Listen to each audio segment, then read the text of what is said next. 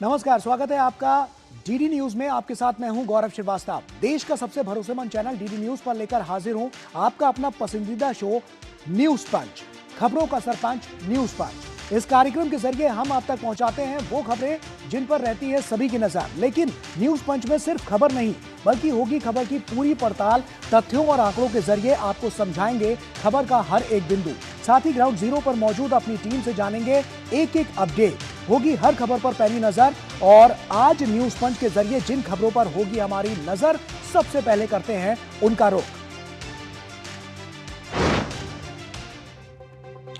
बंगाल में बीजेपी राज शुभेंदु सरताज, किस तरह से शपथ ग्रहण ये हुआ है और कैसे अब आने वाली जो रूपरेखा है इस प्रदेश की कैसी होने वाली है, ये हम आपको बताएंगे। और तमाम भावुक कर देने वाली तस्वीरें जो हैं वो इस मंच से निकलती हुई नजर आई हैं। अगली खबर का रुख करें तो अगली खबर हमारी होगी किसानों की खुली लॉटरी, युवाओं को एआई ट्रेनिंग। किस तरह से उत्तर प्रदेश में योगी सरकार काम करती हुई नजर आ रही है। युवाओं को एआई ट्रेनिंग देने के साथ साथ किस तरह से उनकी शिक्षा व्यवस्थाओं को दुरुस्त किया जा रहा है, क्या कुछ किसानों के लिए हुआ है, क्या बड़े फैसले लिए गए हैं, ये सब कुछ हम आपको बताएंगे। तो आइए शुरुआत करते हैं न्यूज पंच की। और आइए सबसे पहले बात करते हैं बंगाल की। दरअसल पश्चिम बंगाल की राजनीति में एक ऐतिहासिक अध्याय उस समय लिखा गया जब बीजेपी सरकार के शपथ ग्रहण समारोह ने पूरे राज्य को उत्साह, ऊर्जा और राजनीतिक संदेशों से भर दिया।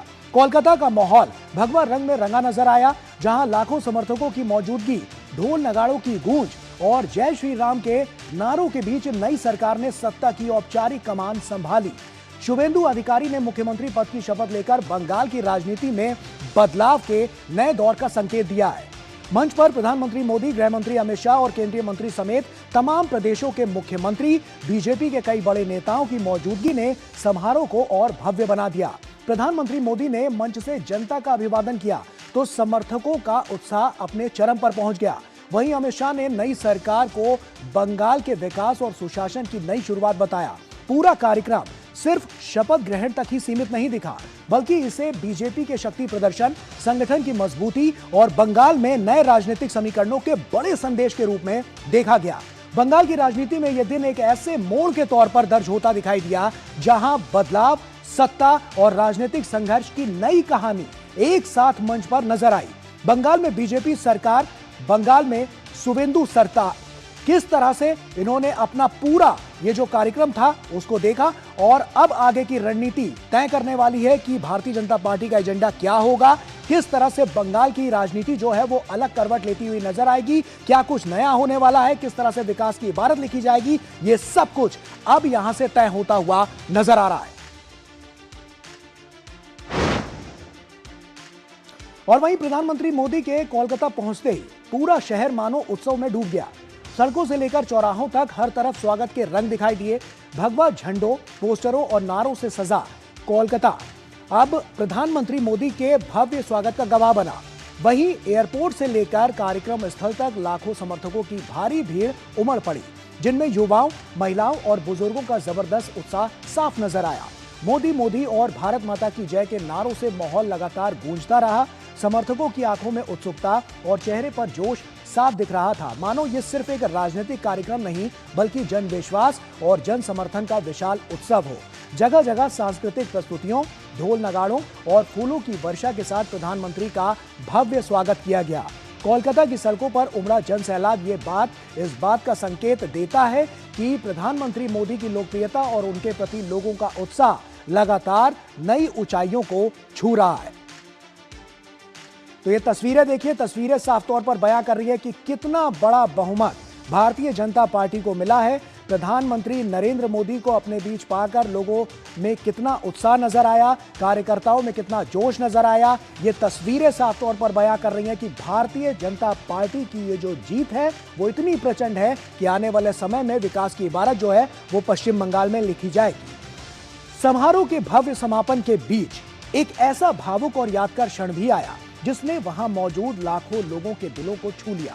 जब पूरा परेड ग्राउंड जयघोष और तालियों की गूंज से भर चुका था, तब प्रधानमंत्री मोदी ने मंच से जनता के प्रति अपना आभार व्यक्त करने का अनोखा अंदाज दिखाया। प्रधानमंत्री मोदी अचानक मंच पर घुटनों के बल बैठ गए और दोनों हाथ जोड़कर विशाल जनसमूह को प्रणाम किया। ये दृश्य सिर्फ एक औपचारिक धन्यवाद नहीं था, बल्कि जनता के प्रति सम्मान, विनम्रता और जुड़ाव की गहरी भावना का प्रतीक बन गया। लाखों लोगों की मौजूदगी में प्रधानमंत्री का ये भावुक अभिवादन पूरे माहौल को और भी ऊर्जा और संवेदना से भर गया। लोगों ने जोरदार तालियों और नारों के साथ उनका अभिवादन स्वीकार किया। राजनीति के विशाल मंच पर यह तस्वीर एक बार फिर ये संदेश देती नजर आई कि जन समर्थन ही लोकतंत्र की सबसे बड़ी ताकत है और जनता के प्रति सम्मान ही एक नेता की सबसे बड़ी पहचान बनता है। जो प्रधानमंत्री नरेंद्र मोदी जिस तरह से नतमस्तक होकर उन्होंने नमन किया, जनता का आभार जताया, जिस तरह से प्रचंड बहुमत जो भारतीय जनता पार्टी को मिला है, उसके लिए अपना धन्यवाद यहां पर व्यक्त करते हुए इस तरह से प्रधानमंत्री नरेंद्र मोदी नजर आए, जो इन तस्वीरों से साफ उजागर होता है। और यह तस्वीर सिर्फ यहीं तक नहीं रुकी, जबकि इसके पहले जब प्रधानमंत्री मंच पर पहुंचे तब जो तस्वीर आई उसने सबको भावुक कर दिया।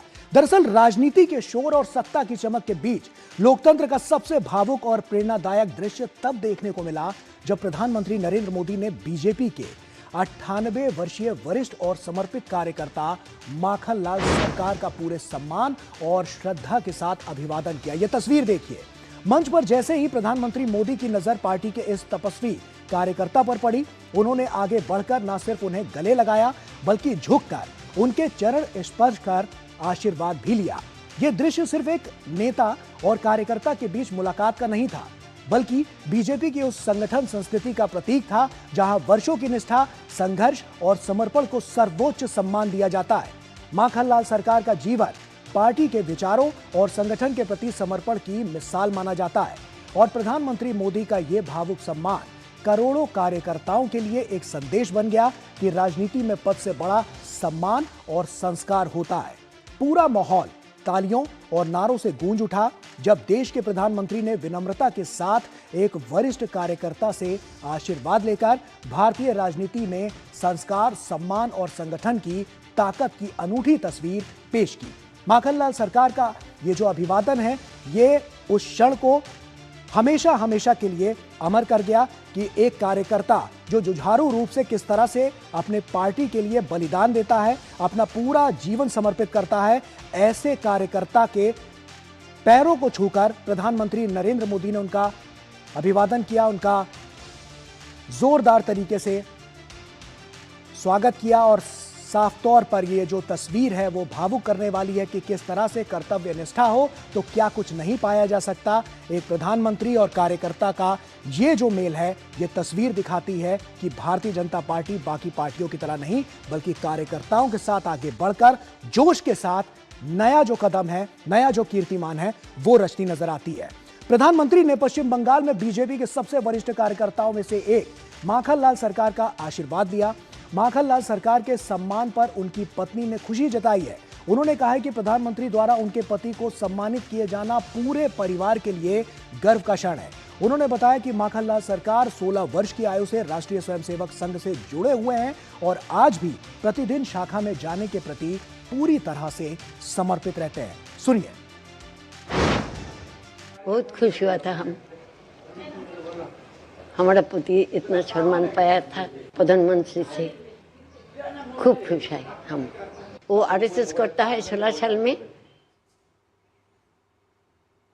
तो सुना आपने, तो ये जो तस्वीर है ये भुलाई नहीं जा सकती, ये हमेशा हमेशा के लिए अमर तस्वीर है। उसे हमेशा हमेशा याद रखा जाएगा कि जब शीर्ष पर बैठा हुआ कोई नेतृत्व जो नेतृत्व करता है पार्टी का, वो किस तरह से अपने कार्यकर्ताओं के साथ बर्ताव करता है, ये तस्वीर साफ तौर पर उसे उजागर करती हुई नजर आती है। शुभेंदु अधिकारी ने पश्चिम बंगाल के नए मुख्यमंत्री के रूप में शपथ लेकर राज्य की राजनीति में नए दौर की शुरुआत का संदेश दिया। शपथ ग्रहण के बाद उन्होंने प्रधानमंत्री मोदी से आशीर्वाद लिया, जबकि गृह मंत्री अमित शाह ने पीठ थपथपाकर उनका उत्साह बढ़ाया। समारोह के दौरान योगी आदित्यनाथ का खास अंदाज भी चर्चा में रहा, जब उन्होंने शुभेंदु अधिकारी को भगवा गमछा पहनाकर शुभकामनाएं दी। मंच पर दिखी यह तस्वीर सिर्फ शपथ ग्रहण की नहीं बल्कि बीजेपी के शक्ति प्रदर्शन, एकजुटता और बंगाल में नए राजनीतिक संदेश का प्रतीक बन गई। बंगाल के नए मुख्यमंत्री शुभेंदु अधिकारी ने शपथ ली है।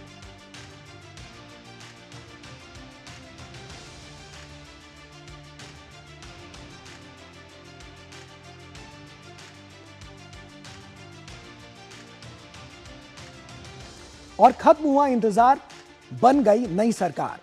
इन नारों के बीच मंच पर मौजूद बीजेपी के दिग्गज नेताओं ने पूरे माहौल को राजनीतिक ऊर्जा और उत्साह से भर दिया। दिलीप घोष, जिन्हें बंगाल में बीजेपी संगठन को मजबूत करने वाले सबसे प्रभावशाली चेहरों में से एक माना जाता है। आप अलग अलग तस्वीरें यहां पर देख रहे हैं कि कौन कौन से ऐसे बड़े और कद्दावर नेता हैं जिन्होंने मंत्री पद की शपथ ली थी। दिलीप घोष की बात करें तो अपने आक्रामक तेवर और संगठन क्षमता के लिए समर्थकों के बीच वो खास पहचान रखते हैं। दिलीप घोष ने 1984 में राष्ट्रीय स्वयंसेवक संघ यानी आरएसएस के प्रचारक के तौर पर अपना पॉलिटिकल करियर शुरू किया। 2014 में घोष को बीजेपी में शामिल कर लिया गया और उन्हें बंगाल यूनिट का जनरल सेक्रेटरी बनाया गया। बाद में 2015 में उन्हें पार्टी का स्टेट प्रेसिडेंट बनाया गया। उनका चुनावी करियर 2016 में शुरू हुआ जब उन्होंने 2016 के पश्चिम बंगाल असेंबली इलेक्शन में वेस्ट मेदिनीपुर जिले के खड़गपुर सदर सीट पर कांग्रेस के पुराने लीडर ज्ञान सिंह सोहनलाल को हराया। वहीं 2019 में घोष मेदिनीपुर सीट से लोकसभा में मेंबर ऑफ पार्लियामेंट चुने गए थे। इसके बाद अग्निमित्रा पॉल की अगर बात करें तो वहीं अग्निमित्रा पॉल ने युवा और महिला नेतृत्व के मजबूत चेहरे के रूप में बंगाल की राजनीति में अलग पहचान बनाई है। अग्निमित्रा पॉल ने साल 2019 में बीजेपी ज्वाइन किया। 2020 में वो पश्चिम बंगाल की बीजेपी महिला मोर्चा की अध्यक्ष बनी। अग्निमित्रा पॉल ने पश्चिम बंगाल चुनाव 2026 में आसनसोल दक्षिण सीट पर भारी मतों के साथ जीत दर्ज की। 2021 विधानसभा चुनाव से पहले वो पहली बार इस सीट से उन्होंने चुनाव जीता। इसके अलावा अशोक कीर्तनिया को जमीनी राजनीति और क्षेत्रीय पकड़ के लिए जाना जाता है। 52 साल के अशोक बनगांव उत्तर सीट से विधायक हैं। मतुआ समुदाय से आते हैं, राजनीतिज्ञ और व्यवसायी हैं, जबकि आदिवासी समाज से आने वाले खुदीराम टुडू ने जनजातीय क्षेत्रों में पार्टी की पहुंच को मजबूत करने में अहम भूमिका निभाई। खुदीराम रानीबांध विधानसभा सीट से बीजेपी विधायक हैं। वे पेशे से शिक्षक रहे हैं और लंबे समय से आदिवासी इलाकों में संगठन के साथ सक्रिय रहे हैं। इसके अलावा निशित प्रमाणिक की बात करें तो युवा चेहरे के तौर पर तेजी से वो उभरे हैं और संगठन के साथ साथ केंद्र की राजनीति में भी अपनी मजबूत मौजूदगी दर्ज करा चुके हैं। निशित प्रमाणिक ने अपने राजनीतिक करियर की शुरुआत तृणमूल कांग्रेस से की थी, लेकिन 2019 में वो तृणमूल कांग्रेस छोड़कर भाजपा में शामिल हो गए। निशित मथाभांगा विधानसभा सीट से विधायक हैं। इससे पहले 2019 में कूच बिहार लोकसभा सीट से सांसद रहे और केंद्रीय राज्य मंत्री भी वो रह चुके हैं। इस मंच पर इन सभी नेताओं की मौजूदगी ने समर्थकों के उत्साह को कई गुना तक बढ़ा दिया। भगवा झंडों, नारों और तालियों के बीच ये संदेश देने की कोशिश साफ तौर पर दिखाई दी कि बीजेपी बंगाल में संगठन, युवा नेतृत्व, जनजातीय पहुंच और आक्रामक राजनीतिक रणनीति के दम पर एक नए राजनीतिक अध्याय की शुरुआत का दावा कर रही है, जिसकी मिसाल ये तस्वीरें हैं।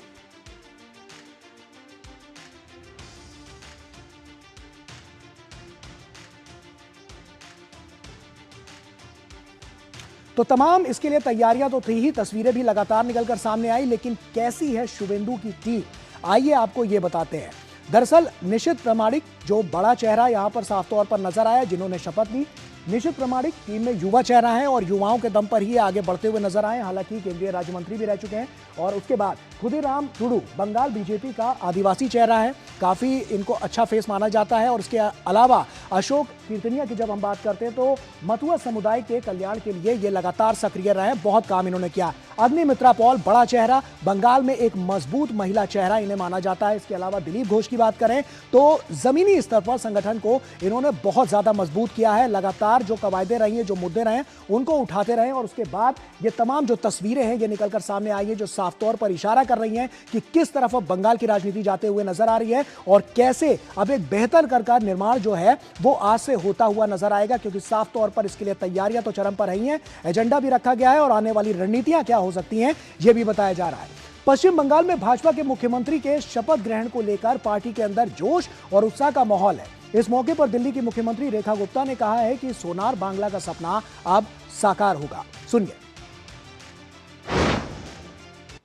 बंगाल के लिए इससे बेहतर तोहफा कोई नहीं हो सकता जो हम उनके चरणों में समर्पित कर सकते हैं। जिस सोनार बांग्ला का सपना उन्होंने देखा था, आज से वो स्वप्न साकार होने जा रहा है। शुभेंदु दा और आदरणीय नरेंद्र मोदी जी के नेतृत्व में बंगाल की सरकार विश्वास और विकास की राजनीति करेगी और यहाँ के हर जन तक उसका लाभ पहुंचाएगी। और वहीं ब्रिगेड परेड ग्राउंड में हुए शपथ ग्रहण समारोह के दौरान पूरा माहौल बंगालियत में रंगा नजर आया। बंगाल की महान हस्तियों की तस्वीरें, लोक संस्कृति की झलक और पारंपरिक बंगाली मिठाइयों के स्टॉल से ब्रिगेड परेड ग्राउंड पूरी तरह से बंगाल की संस्कृति के उत्सव स्थल में बदल गया।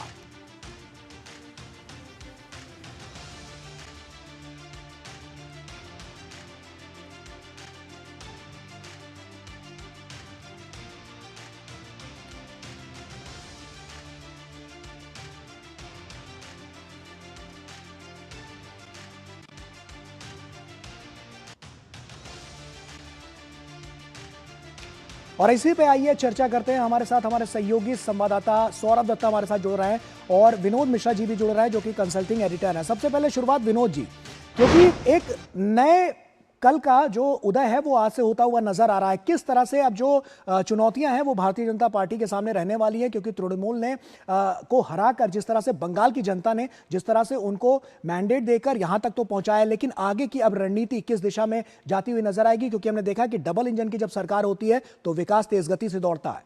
विनोद जी, आप कह सकते हैं कि बंगाल के लिए ये नया सूर्योदय है। आज का जो सूर्योदय है बंगाल को एक उम्मीद, बंगाल के जो परिवर्तन का जो सपना, उसको साकार करने का एक आप कह सकते हैं कि आज का जो शपथ ग्रहण का जो मंच था उसने एक मंच की झांकी ने दिखाया है। आप कह सकते हैं कि बंगाल के उस करोड़ों लाखों लोगों का जो बंगाल में परिवर्तन का, बंगाल में एक उम्मीद का जो संजोए हुए सपने को साकार करने का, मुझे लगता है कि उसका भी आज एक सूर्योदय हुआ है। आप जब बात कर रहे थे माखनलाल सरकार की, तो मैं आपको बता दूं मेरा थोड़ा सा उनके परिचय के बारे में कि माखनलाल सरकार वो पहला व्यक्ति है जब श्यामा प्रसाद मुखर्जी कश्मीर में एक देश एक विधान एक संविधान की बात करने तिरंगा लेके चले थे, तो माखनलाल जो सरकार है वो भी उनके साथ में थे, एक छोटे से कार्यकर्ता के रूप में श्यामा प्रसाद मुखर्जी के साथ में थे। माखनलाल की भी गिरफ्तारी हुई थी, उनको भी जेल दिया गया था, श्यामा प्रसाद मुखर्जी वापस नहीं आए थे। तो जो बलिदानी श्यामा प्रसाद मुखर्जी का रहा था कि ये कश्मीर हमारा है, जब बीजेपी का ये नारा था जहां बलिदान हुए मुखर्जी वो कश्मीर हमारा है, तो आज वो सपना साकार हुआ है कि जहां जन्म लिए मुखर्जी वो बंगाल हमारा है। और वो बंगाल हमारा है जब बीजेपी के लोग कहते हैं, बीजेपी के वो अनाम इतने कार्यकर्ता कहते हैं, तो माखनलाल सरकार ने उस बंगाल हमारा है क्या एक ऐसी क्रांति चलाई कि एक छोटे से लेवल में जिला स्तर के बीजेपी का जो उनको दायित्व मिला था उसमें भी वो काम करते करते हजारों लोगों को जोड़ा। तो बीजेपी में जो कार्यकर्ताओं के सम्मान की जो ये परंपरा है, जी निश्चित तौर पर ये तमाम बातें तो बहुत अहम है विनोद जी। साधारण कार्यकर्ता को भी मंच पे बुला के प्राइम मिनिस्टर मोदी जिस तरह उन्हें प्रणाम करते हैं और उन सम्मान देते हैं, तो आप समझिए कि ये भारत का संस्कार है, ये बीजेपी का संस्कार है कि उसके कोई भी कार्यकर्ता इस बात को देख के आज गौरवान्वित हो सकता है कि वो सत्ता के सीढ़ी पे ऊपर तक तो नहीं गए हैं, लेकिन जहां भी हैं वहां पार्टी की नजर है और वो सम्मानित है। एक माखनलाल सरकार नहीं, इससे लाखों लोगों का, लाखों कार्यकर्ताओं का, इससे भी बड़ा इंपॉर्टेंट आज ये हुआ है। सौरभ आपको डिटेल में बताएंगे कि आज जो दिवंगत बीजेपी के जो कार्यकर्ता जो पिछले इलेक्शन में मारे गए थे, उनके परिवारों से भी प्राइम मिनिस्टर मोदी आप मिले हैं।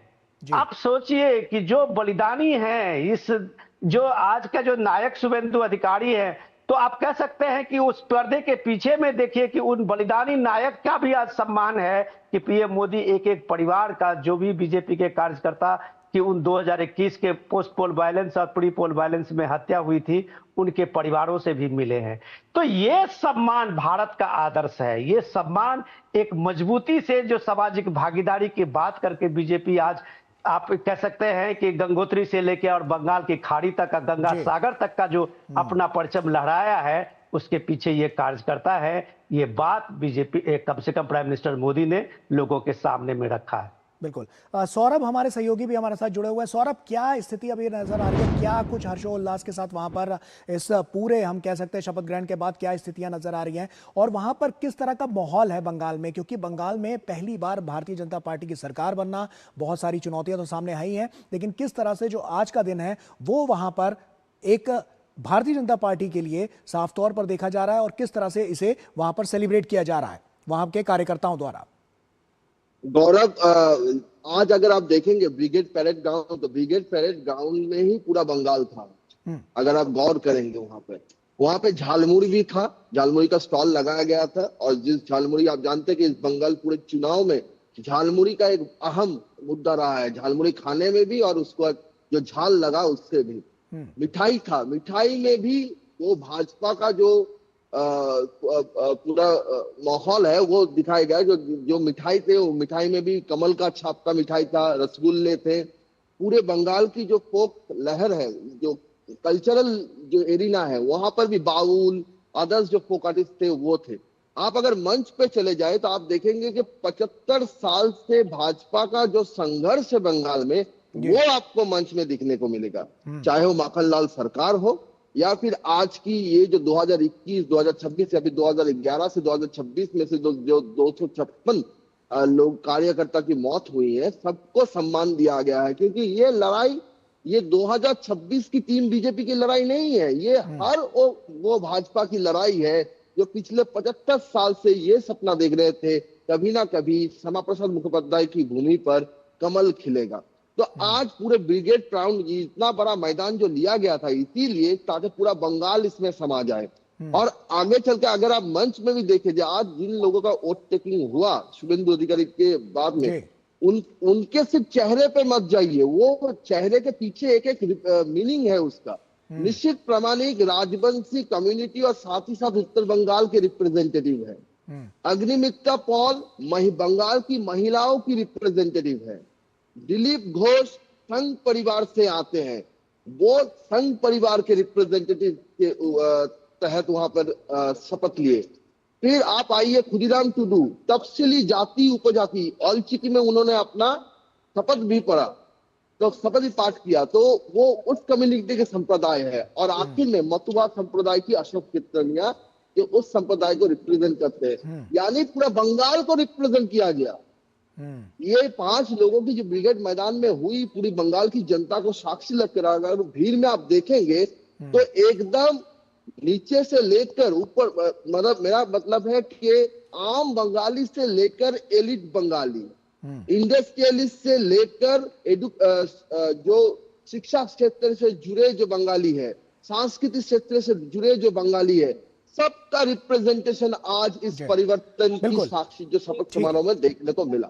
बिल्कुल। और अभी मैं आपको अपडेट दे दूं, नई सीएम वहां से निकलने के बाद जोरासांको ठाकुरबाड़ी गए थे। आज 25 बैसाख है, रविन्द्रनाथ ठाकुर की जन्म जयंती है, तो सीधा ब्रिगेड से एकदम रविन्द्रनाथ ठाकुर की जो यहाँ पे जो जोरासांको है वहां पर वो चले गए थे, घर जहां वो रहते थे वहां पर चले गए। सौरभ आप नजर बनाकर रखिए, हम आपसे अपडेट आगे। गौरव एक सेकंड, फिर गए हैं कालीघाट और श्यामा प्रसाद मुखोपाध्याय, तो ये लिंक भी आप देख लीजिए, वो जुड़ा हुआ एक लिंक है। बिल्कुल। चलिए सौरभ आप नजर भी बनाकर रखिए, हम आगे भी आपसे अपडेट लेते रहेंगे। विनोद जी, सवाल ये है कि अब पश्चिम बंगाल में नया उदय तो हो चुका है, ऐसे में कौन कौन से मुद्दे आपको ऐसे लगते हैं जिसपे भारतीय जनता पार्टी सबसे ज्यादा काम करती हुई नजर आएगी? क्योंकि हमने देखा है कि जो संकल्प पत्र में जो संकल्प लिया गया था उसको सिद्धि तक पहुंचाने के लिए तमाम राज्यों में अलग अलग कवायदे थी, तब जाकर अब जब यहां पर पश्चिम बंगाल में इस तरह की स्थिति है तो यहां पर किस तरह से जो बाउंस बैक है वो बीजेपी करती हुई नजर आएगी? गौरव, अगर आप देखें कि आज से अगर आप चीफ मिनिस्टर में अगर देखते हैं शुभेंदु अधिकारी जी को, तो उनके सामने में 5 सबसे बड़ी चुनौती है। और वो 5 सबसे बड़ी चुनौती में अगर आप कहो तो भय पे जो एक भरोसे की जीत है, उस जीत को सिर्फ नारे अभी तक जो बीजेपी के संकल्प में सबसे ऊपर था और जिसे लोगों ने कम से कम एक तरह से अभिवादन दिया है कि वो भय से भरोसे की जीत का नारा आप देखिए, बीजेपी को 207 सीटें दी है, झोली भर भर के दी है जी। तो ये बंगाल में, पश्चिम बंगाल में अब कोने कोने में, पूरब से पश्चिम, उत्तर से दक्षिण तक, ये भय से भरोसे की जो जीत है, उस जीत को लोग सेलिब्रेट करना चाहते हैं। तो पश्चिम बंगाल में दूसरी सबसे बड़ी चुनौती है सिंडिकेट राज का खत्म जी। ये सौरभ आपको ज्यादा जानकारी दे सकते हैं कि पिछले 50-60 साल से वहां पे जो शासन की प्रणाली थी वो सिंडिकेट के द्वारा चलती थी जी।